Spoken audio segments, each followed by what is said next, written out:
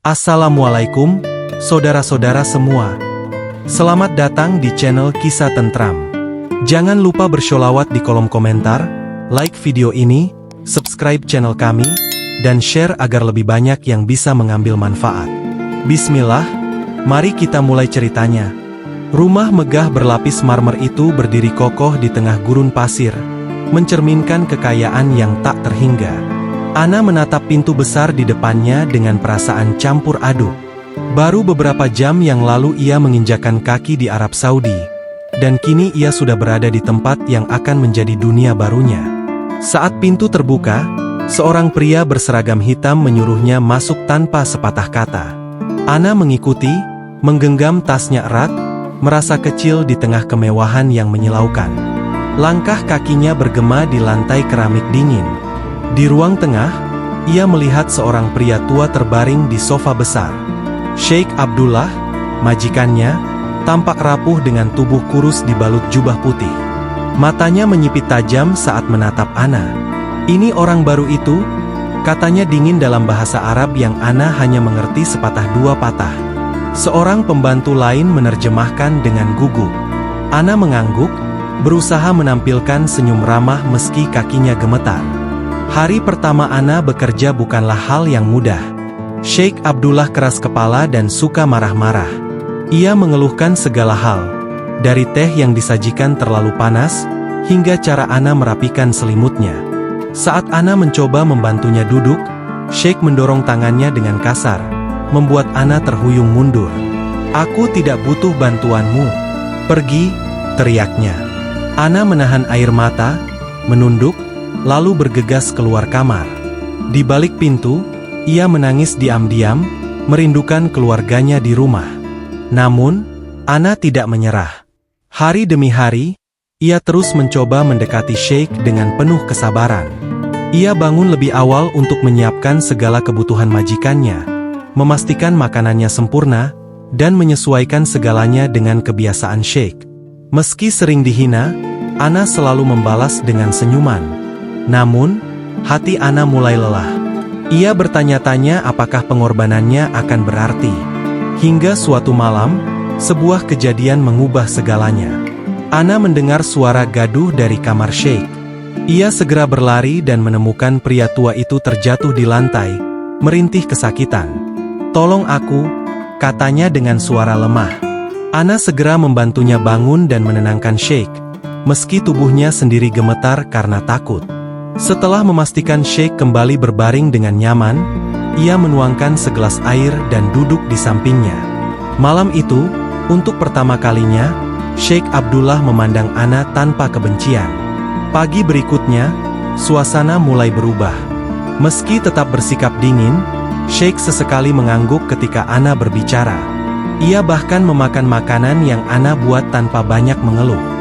Ana mulai menceritakan sedikit tentang keluarganya di Indonesia, tentang sawah hijau dan kehidupan sederhana yang ia tinggalkan. Sheikh mendengarkan, meski tak banyak berkomentar. Setiap cerita yang Ana sampaikan terasa seperti angin sejuk di tengah kekakuan suasana rumah itu. Namun, cobaan belum usai. Beberapa pelayan lain iri dengan hubungan yang mulai membaik antara Ana dan Sheikh. Mereka menyebarkan desas-desus bahwa Ana hanya mencari keuntungan pribadi. Meski demikian, Ana tetap bekerja dengan tulus, meyakini bahwa perbuatannya akan berbicara lebih lantang daripada fitnah. Ia fokus pada tugasnya, meski sering menangis di malam hari ketika mengingat perlakuan tidak adil yang ia terima. Bab pertama perjalanan Ana di Arab Saudi diwarnai dengan air mata, kelelahan, dan ketegangan. Namun, di balik semua itu, ia mulai menanam benih harapan. Sheikh Abdullah yang awalnya tampak seperti tembok dingin perlahan menunjukkan celah kecil untuk sebuah hubungan yang lebih dalam. Ana sadar, ini baru awal dari perjalanan panjang yang penuh tantangan. Hari-hari berikutnya di rumah Sheikh Abdullah tak kalah berat. Meski hubungan mereka sedikit mencair, pria tua itu tetap sering melontarkan komentar pedas yang menusuk hati. Namun, Ana mulai memahami bahwa itu bukan sekadar kebencian, melainkan dinding pertahanan Sheikh yang telah terbentuk bertahun-tahun. Sheikh adalah pria yang hidup dalam kesepian, kehilangan, dan rasa tidak percaya kepada siapapun. Meski begitu, Ana tetap bertahan. Setiap pagi, ia masuk ke kamar Sheikh dengan senyuman, membawa teh hangat dan menyiapkan makanannya dengan penuh perhatian. Suatu sore, Ana menemukan Sheikh duduk di balkon, memandangi matahari yang perlahan terbenam di balik gurun pasir.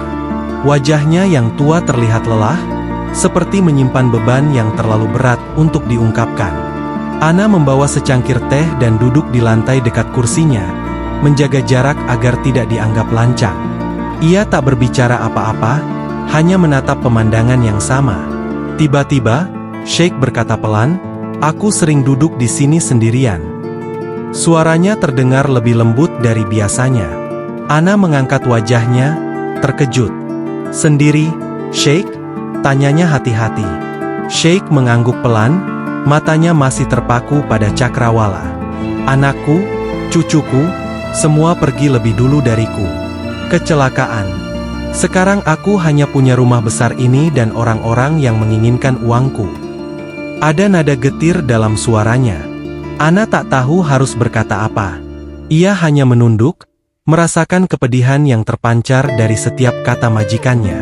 Sejak percakapan itu, sesuatu berubah di antara mereka.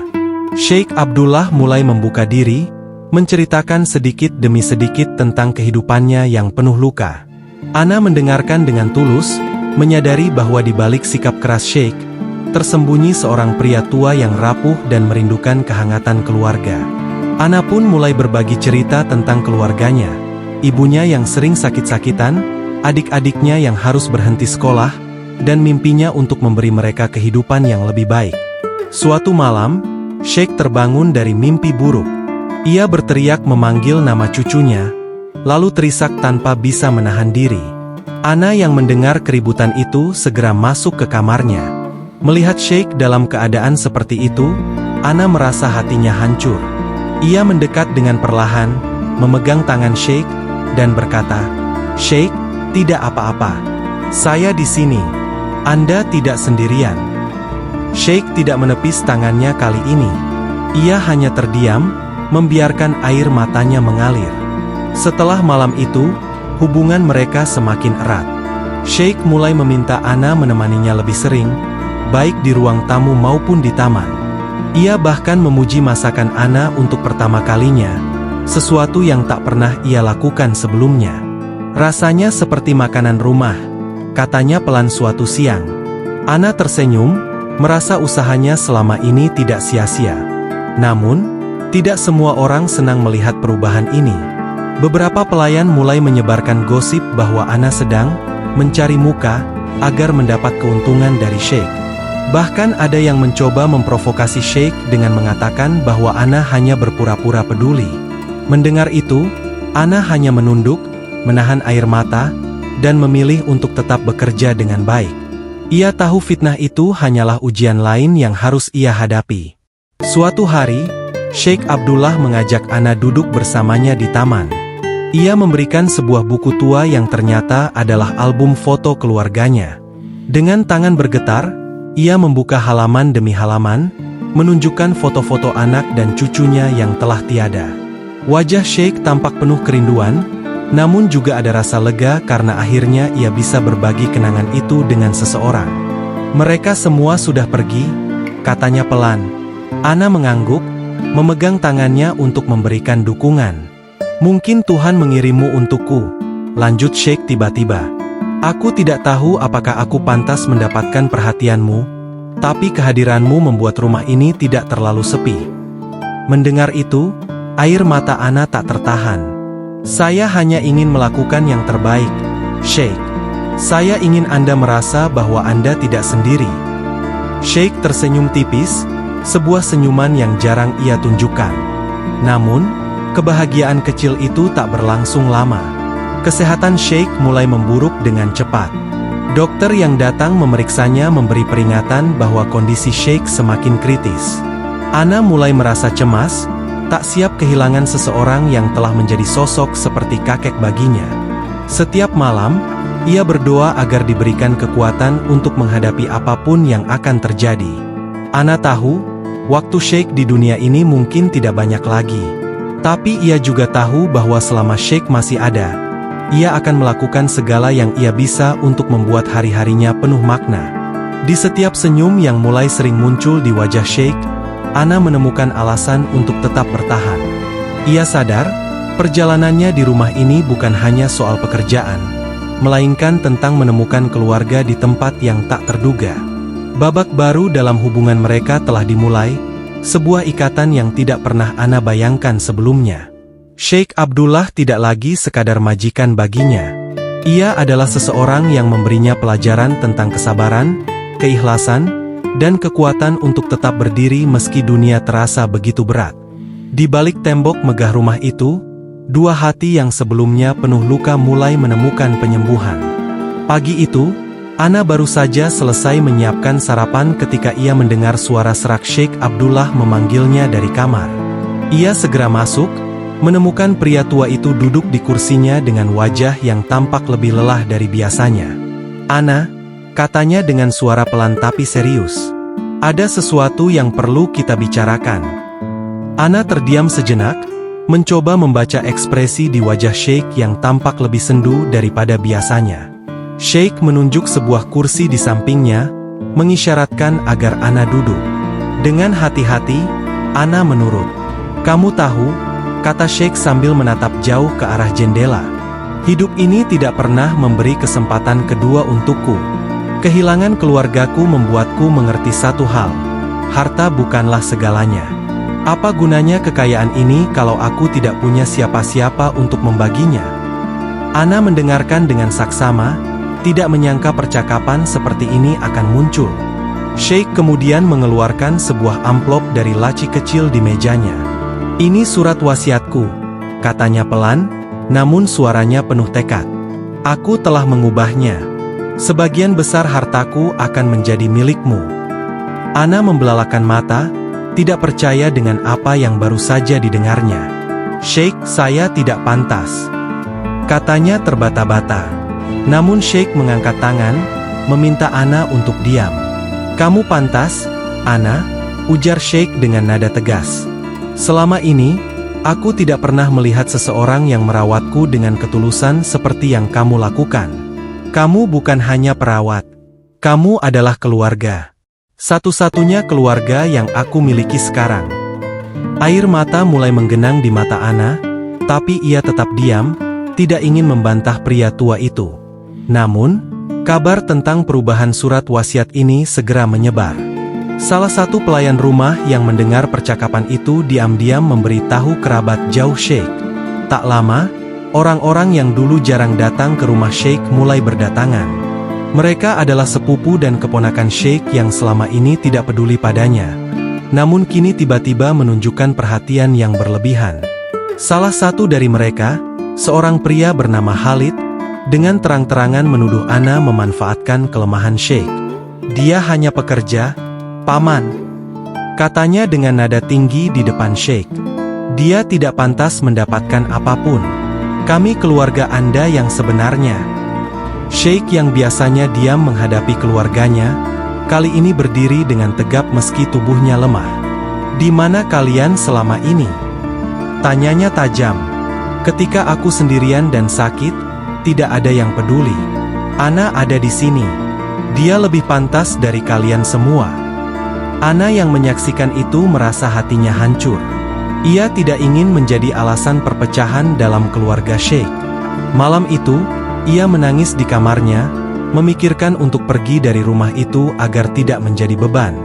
Namun, saat ia sedang mengemas barang-barangnya, Sheikh mengetuk pintu kamarnya. "Kamu mau pergi?" tanyanya pelan. Ana terdiam, tak berani menatapnya. "Saya tidak ingin membuat masalah, Sheikh," bisiknya. Sheikh menatap Ana dengan mata yang penuh kesedihan. "Masalah bukan karena kamu, Ana. Masalah sudah ada sebelum kamu datang. Aku yang memutuskan ini, dan aku tidak akan membiarkan orang lain mengubah pikiranku." Suara Sheikh terdengar tegas, membuat Ana terdiam.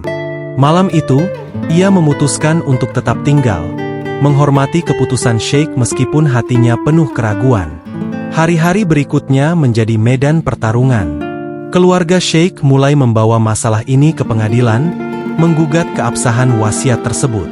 Ana dipanggil untuk bersaksi, meski ia merasa takut dan tidak tahu bagaimana menghadapi tekanan sebesar ini. Di ruang sidang, para pengacara keluarga Sheikh mencoba memojokkannya, menuduhnya memiliki niat tersembunyi sejak awal. Namun, Ana tetap menjawab dengan jujur, suaranya bergetar, tapi penuh keyakinan. Di tengah proses yang melelahkan itu, ada momen yang membuat Ana tersentuh. Salah satu saksi, dokter pribadi Sheikh, memberikan kesaksian yang mendukung Ana. Saya melihat sendiri bagaimana Ana merawat Sheikh Abdullah dengan sepenuh hati. Dia tidak pernah meminta apapun, bahkan di saat dia difitnah oleh pelayan lain. Ujar dokter itu di depan hakim. Kata-kata itu menjadi titik balik, membuat pengadilan memutuskan untuk menghormati wasiat Sheikh. Ketika keputusan resmi dibacakan, Sheikh Abdullah memanggil Ana ke ruang tamunya. Wajahnya yang biasanya keras tampak melembut. "Aku tahu ini tidak mudah untukmu," katanya pelan. "Tapi aku bangga karena kamu bertahan." Sheikh menyerahkan sebuah kunci kecil ke tangan Ana. "Ini adalah simbol kepercayaanku. Gunakan apa yang aku tinggalkan untuk sesuatu yang baik." Dengan air mata yang tak terbendung, Ana berlutut di depan Sheikh, memegang tangannya erat. "Saya tidak pernah meminta semua ini, Sheikh," katanya. "Tapi saya berjanji, saya akan menjaga kepercayaan Anda." Sheikh hanya mengangguk, senyuman kecil terukir di wajahnya. Di balik mata tuanya, ada kedamaian yang selama ini ia cari. Bab ini menjadi titik balik besar dalam hidup Ana. Ia yang dulu datang ke negeri asing sebagai seorang pekerja kini berdiri sebagai sosok yang mendapatkan kepercayaan dan kasih sayang dari seseorang yang pernah begitu jauh darinya. Namun, ia sadar, ini bukan akhir, melainkan awal dari tanggung jawab besar yang harus ia jalani. Beberapa minggu setelah keputusan pengadilan yang memenangkan Ana sebagai penerima wasiat utama Sheikh Abdullah, suasana di rumah megah itu kembali hening. Keluarga Sheikh yang sebelumnya bersikeras mempertahankan harta mulai perlahan mundur, menyadari bahwa mereka tak bisa melawan kehendak pria tua itu. Namun, ketenangan itu tidak serta-merta membawa kebahagiaan bagi Ana. Ia merasa beban yang ia pikul semakin berat. Sheikh Abdullah semakin lemah dari hari ke hari. Tubuhnya yang dulu tegap kini hanya bisa terbaring di tempat tidur. Ana merawatnya tanpa lelah, memastikan ia merasa nyaman di sisa waktu yang ia miliki. Suatu malam, Ana menemani Sheikh di samping ranjangnya. Pria tua itu memandangnya dengan mata yang terlihat lebih redup. "Ana," katanya pelan, "ada sesuatu yang belum aku katakan." Ana menunduk, mendekat untuk mendengar lebih jelas. "Aku tahu bahwa uang dan rumah ini adalah beban untukmu. Tapi aku ingin kamu tahu, aku tidak meninggalkan ini hanya untukmu. Aku meninggalkan ini untuk keluargamu juga." Air mata Ana mengalir deras. Ia memegang tangan Sheikh dengan erat. "Sheikh, semua ini terlalu besar untuk saya. Saya hanya ingin Anda sehat. Itu saja." Sheikh tersenyum tipis, namun nafasnya terdengar semakin berat. "Ana, kamu harus belajar menerima. Aku tahu hatimu tulus, tapi kamu tidak bisa terus mengorbankan kebahagiaanmu sendiri. Gunakan apa yang aku tinggalkan untuk membangun kehidupan yang lebih baik. Janji padaku, kamu akan menggunakannya dengan bijak." Ana mengangguk sambil menangis, berjanji akan menjalankan keinginan terakhir majikannya. Beberapa hari kemudian, Sheikh Abdullah meninggal dunia dengan tenang di kamarnya. Kabar kepergiannya membuat rumah itu dipenuhi oleh orang-orang yang datang untuk memberikan penghormatan terakhir.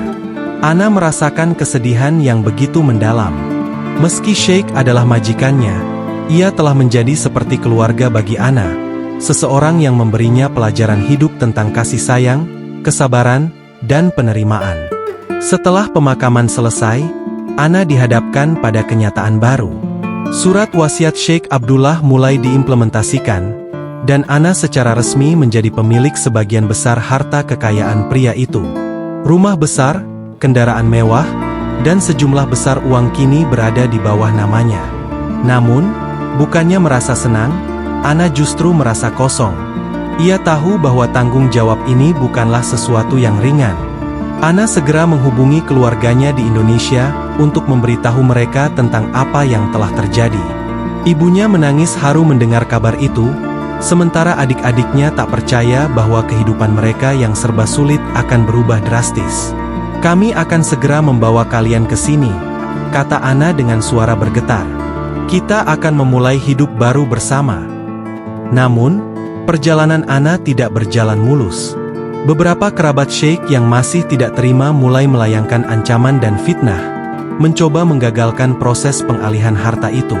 Ana tetap tegar menghadapi semuanya, percaya bahwa kebenaran akan selalu menang. Ia mempercayakan urusan hukum kepada pengacara Sheikh yang setia, sementara ia fokus pada rencana besar untuk masa depan. Setelah beberapa bulan, Ana berhasil membawa keluarganya ke Arab Saudi. Melihat wajah ibunya yang penuh haru saat memasuki rumah megah itu, Ana merasa keputusannya tidak sia-sia. Adik-adiknya yang dulu harus berhenti sekolah kini bisa melanjutkan pendidikan di tempat yang lebih baik. Rumah yang dulu terasa sunyi kini dipenuhi gelak tawa dan kebahagiaan. Namun, Ana tidak melupakan pesan Sheikh Abdullah. Sebagian besar hartanya ia sumbangkan untuk membangun sekolah dan rumah sakit di desa tempatnya berasal. Ia ingin warisan itu tidak hanya mengubah hidup keluarganya, tetapi juga kehidupan banyak orang yang membutuhkan. "Ini bukan milikku," kata Ana suatu hari kepada ibunya. "Ini adalah titipan, dan aku harus memastikan titipan ini digunakan dengan baik." Di tengah semua perubahan besar itu, Ana sering duduk di balkon rumah, memandangi matahari terbenam di balik gurun pasir. Ia teringat saat pertama kali melihat Sheikh Abdullah duduk di tempat yang sama, memendam kesepian yang begitu mendalam. Kini, balkon itu tidak lagi menjadi tempat sepi. Ana sering duduk di sana bersama ibunya, mengenang perjalanan hidup yang penuh air mata dan keajaiban. Bab ini menandai awal baru dalam hidup Ana. Dari seorang tenaga kerja wanita yang hanya berharap bisa mengubah nasib keluarganya, ia kini menjadi seorang wanita yang membawa harapan bagi banyak orang. Warisan Sheikh Abdullah bukan hanya tentang kekayaan, tetapi juga tentang pelajaran hidup yang berharga, kasih sayang, ketulusan, dan keberanian untuk memperjuangkan kebaikan di tengah cobaan. 1 tahun telah berlalu sejak Sheikh Abdullah meninggal dunia. Rumah besar yang dulu terasa dingin kini hidup dengan kehangatan keluarga Ana.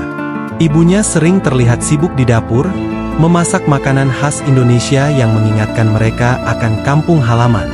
Adik-adik Ana kembali duduk di bangku sekolah, menyerap ilmu dengan semangat yang selama ini terpendam karena keterbatasan. Meski demikian, Ana merasa ada bagian dari dirinya yang tak sepenuhnya utuh. Setiap malam, Ana duduk di tepi tempat tidur sambil memandangi buku-buku Sheikh Abdullah. Di antara halaman-halaman itu, ia menemukan tulisan tangan Sheikh yang mencatat harapan dan penyesalannya selama hidup. Salah satu catatan itu berbunyi, "Aku berharap hartaku bisa membawa kebahagiaan, bukan konflik." Ana bertekad untuk menjaga amanat ini dengan sebaik-baiknya. Ia tahu tanggung jawab besar masih menantinya. Masalah datang ketika salah satu keponakan Sheikh, Khalid, kembali mencoba menggugat warisan itu. Kali ini, ia membawa tuduhan bahwa Ana tidak mematuhi kehendak Sheikh dengan memberikan sebagian hartanya untuk kegiatan amal. Khalid mengajukan bukti-bukti palsu, membuat kasus ini kembali ke pengadilan. Ana merasa terhimpit oleh situasi yang semakin pelik, tapi ia menolak menyerah. Dalam persidangan, pengacara Ana memaparkan bukti kuat bahwa semua tindakan Ana dilakukan sesuai dengan surat wasiat dan pesan pribadi Sheikh. Dokumen-dokumen resmi dan kesaksian para saksi membuat upaya Khalid gagal untuk kedua kalinya. Namun, Ana tahu bahwa kemenangan ini hanya sebagian dari pertempuran yang lebih besar. Harta yang ia warisi seakan menjadi kutukan, menarik orang-orang serakah yang menginginkan bagian darinya. Di tengah tekanan yang semakin besar, Ana mendapatkan dukungan tak terduga dari masyarakat di kampung halamannya. Mereka mengirim surat dan video ucapan terima kasih atas kontribusi Ana dalam membangun sekolah dan rumah sakit di desa tersebut. Salah satu surat itu berbunyi, Kamu adalah bukti bahwa Tuhan selalu punya rencana indah untuk setiap air mata. Ana menangis saat membaca surat itu, merasa semua usahanya tidak sia-sia. Namun, kebahagiaan ini kembali diuji ketika kesehatan ibunya mulai memburuk. Ibu Ana yang selama ini menjadi sumber kekuatannya tiba-tiba jatuh sakit dan harus dirawat di rumah sakit terbaik di Arab Saudi. Dokter memberitahu bahwa ibunya membutuhkan perawatan intensif. Dan meski Ana mampu membiayai semua itu, ia merasa hampa melihat ibunya terbaring lemah. "Bu, jangan pergi," bisik Ana sambil menggenggam tangan ibunya.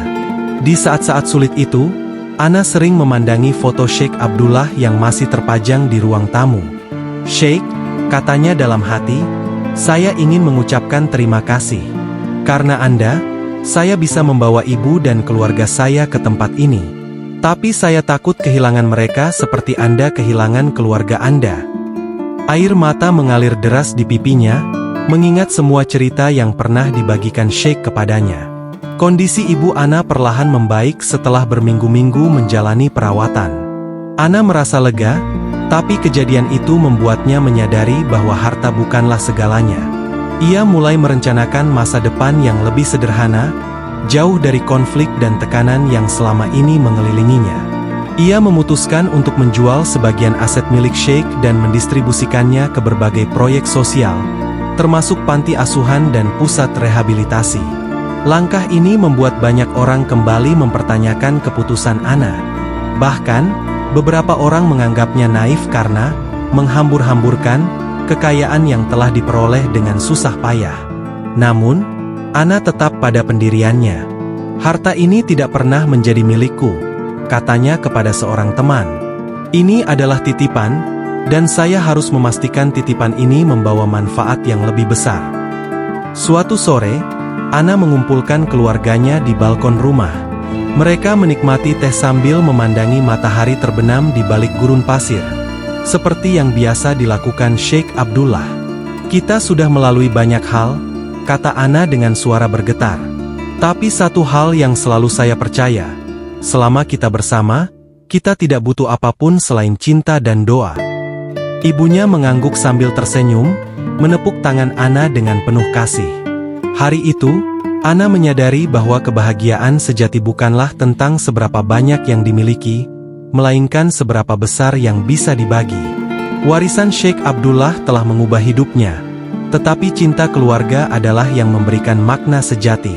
Kini, Ana menjalani hidup dengan hati yang lebih lapang, membawa warisan itu sebagai alat untuk menciptakan kebahagiaan bagi orang lain.